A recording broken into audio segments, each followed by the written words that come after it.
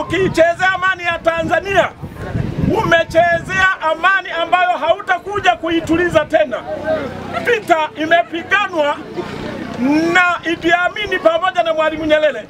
Haijawahi tena Tanzania kuingia kwenye vita. Wapinzani wanatushawishi tuingie kwenye vita. Tarehe 29 badala ya kwenda kupiga kura, wanatuambia tuandamane kumkataa Mama Samia. Niwaombe ndugu zangu, mkimkataa Mama Samia tarehe 29 mmeandamana. Jeshi wanavyodai lichukue nchi. Ukitawaliwa kijeshi, jamani, tumekwisha.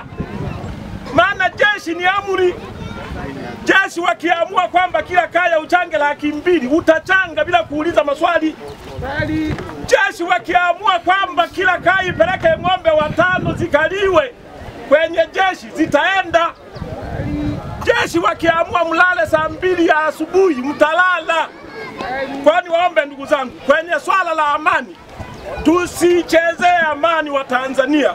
Na kata yangu ya Kasoli, naombeni tuungane tukampe kula Mama Samia tarehe 29, tumheshimishe kwa maendeleo ya Tanzania, kwa maendeleo ya kata ya Kasoli na kijiji cha Mwamlabu.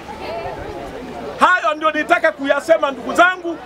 Mama Samia ana uwezo, Mama Samia anayo nguvu, Mama Samia anayo nia ya kulifikisha taifa letu pazuri.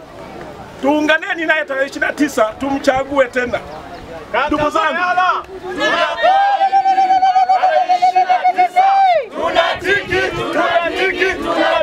asante vijana. Niwaombe ndugu zangu, tuungane vijana, akina mama pamoja na wazee, wote tuungane kwenda kuchagua Chama cha Mapinduzi. Jamani, kwa Kadogosa, mpambe wangu amezungumza.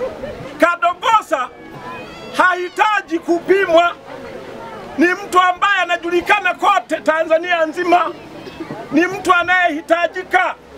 Wanamhitaji majimbo mengine mengi. Naombeni ndugu zangu, tarehe 29 tukamchague Kadogosa.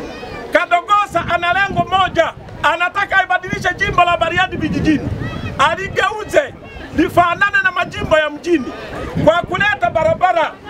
Na sisi huku vijijini, kipaumbele kikubwa na changamoto ni barabara. Na mimi nilishamwambia Kadogosa, kata yangu ya Kasoli, kipaumbele changu na changamoto kubwa ni barabara. Na ameshaongea CCM amenihakikisha kwa kipindi cha miaka 5 anaiunganisha kata yote kwa barabara za kiwango cha mola kila sehemu. Kwa hiyo ndugu zangu, mumwamini Kadogosa, anapambana na mchapakazi, lakini anapenda kazi kuliko mambo mengine. Na yeye amejitahidi, akaniambia waambie watu wa Kasoli ninawapenda sana na nitahakikisha maendeleo yanashuka kama wanavyonipenda.